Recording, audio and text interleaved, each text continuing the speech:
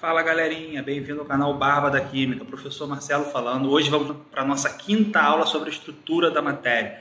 Vamos estudar o modelo atômico de Rutherford. Rutherford chegou muito perto do modelo atômico atual. Vamos ver o que faltou para ele conseguir chegar ao modelo atômico atual? Se liga na aula depois da vinheta.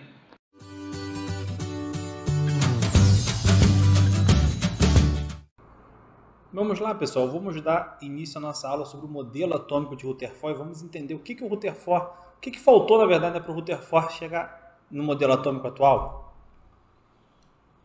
Então, para isso, a gente tem que entender como a ciência evoluiu, que permitiu que o Rutherford fizesse algo de diferente do que, por exemplo, o Thomson fez. E para isso, a gente tem que falar aqui um pouco sobre a radioatividade, tá? O fenômeno da radioatividade foi descoberto pelo físico francês Henri Becquerel em 1896. Onde Becquerel realizou diversos estudos e verificou que os sais de urânio emitiam radiação semelhante à dos raios-x, impressionando chapas fotográficas.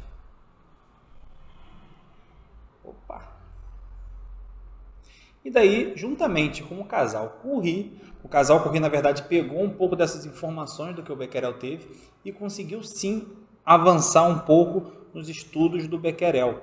Inclusive tem um vídeo aqui no canal que fala sobre um pouquinho a história do Marie e da Pierre Curie, um indicativo de um filme, que eu vou deixar o card aqui em cima para vocês assistirem lá o que eu falo desse filme, tá certo?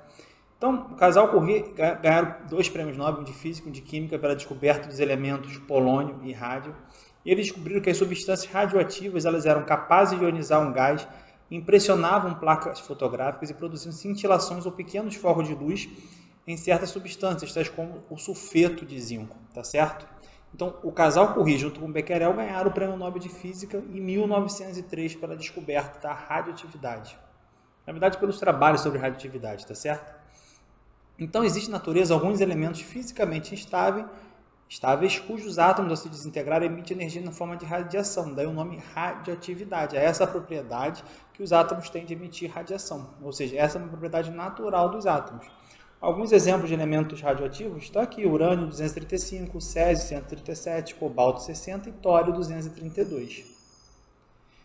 Vamos agora sim falar do Rutherford. Rutherford foi um neozelandês, ele nasceu em 1893 e com 22 anos ele já se aprofundava em matemática, física, sob a orientação do J.J. Thomson, o descobridor de elétrons. É isso mesmo, Rutherford foi aluno do Thomson.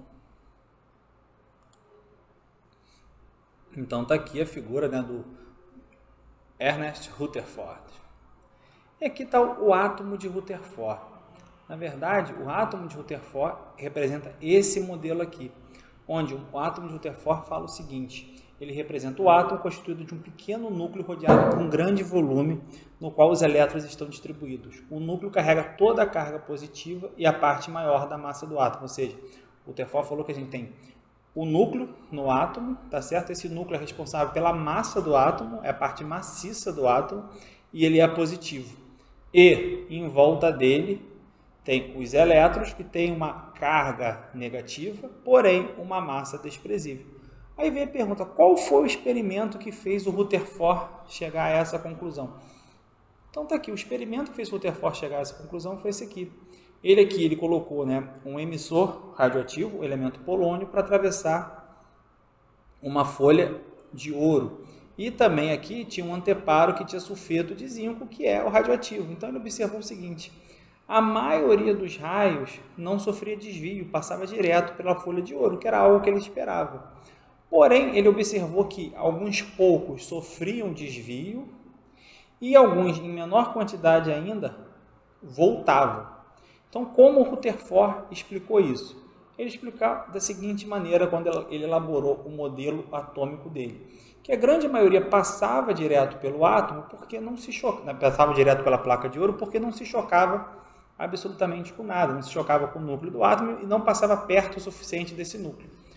Ele sofria desvio, o raio sofria desvio quando passava perto do núcleo do átomo. Por quê? Cargas opostas têm uma tendência cargas iguais têm uma tendência de se repelir. Então saía o emissor de partículas alfas, que são partículas positivas, chegava aqui perto do núcleo que é carregado positivamente, então sofria os desvios. E por que alguns voltavam? Voltavam justamente os pouquíssimos as pouquíssimas partículas alfa que batiam no núcleo do átomo. Por quê? Batia na parte maciça do átomo e isso fazia com que eles voltavam. Entendeu? Mas alguém já se parou para pensar como Rutherford chegou nesse modelo planetário? Daí os estudos dizem, e na verdade o próprio Rutherford ganhou o prêmio Nobel por esse modelo atômico, ele se inspirou no modelo atômico de um japonês chamado Nagaoka. O japonês Nagaoka, ele bolou o modelo atômico planetário, porém ele não fez nenhum experimento que comprovasse isso, ele fez simplesmente uma suposição, onde o núcleo do átomo seria o equivalente ao Sol, ou seja, o centro do universo, e o núcleo ali, o centro do átomo. Tá certo? Então, essa foi a ideia do Rutherford. Ele conseguiu fazer um experimento que casou perfeitamente com o modelo atômico de Nagaoka, que foi o japonês que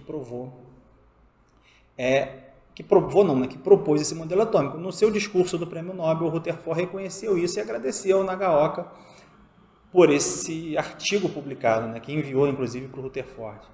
Mas, afinal, do que o átomo é composto? O Rutherford concluiu que, embora os prótons contivesse toda a carga do núcleo, eles sozinhos não podem compor sua massa.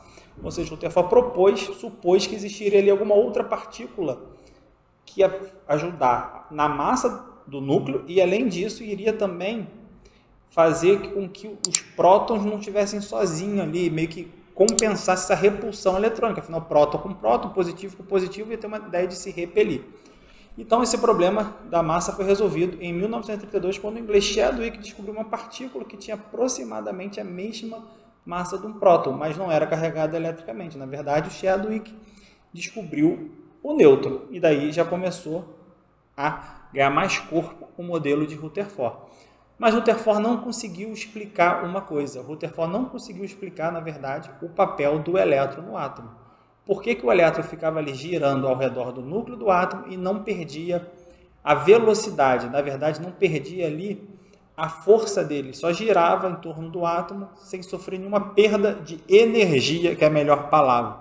Então, por que o elétron girava em torno do átomo e não perdia energia? Esse é um mistério que o Rutherford não conseguiu resolver. E ele supôs, provavelmente, a física que nós conhecemos hoje é limitada o suficiente que não me permite resolver esse problema. E, de fato, o Rutherford estava certo. Mais tarde, na nossa próxima aula, nós vamos ver que alguém conseguiu provar, novamente, com avanços da ciência, de que é possível, sim, prever o que vai acontecer com os elétrons no átomo. Explicar por que os elétrons ficam rodando ao torno do núcleo e não perdem a energia. Por que a energia do elétron ao redor do núcleo do átomo não chega a zero. Beleza, pessoal? E aí, pessoal, gostaram do vídeo de hoje? Espero que sim. É aquilo de sempre. Dê o like no vídeo, se inscreva no canal, ajude o canal a crescer. Estamos muito perto dos 400 inscritos. E tem uma meta, quero chegar a março com pelo menos 500 inscritos. Você me ajuda? Vamos nessa. Até a próxima, pessoal!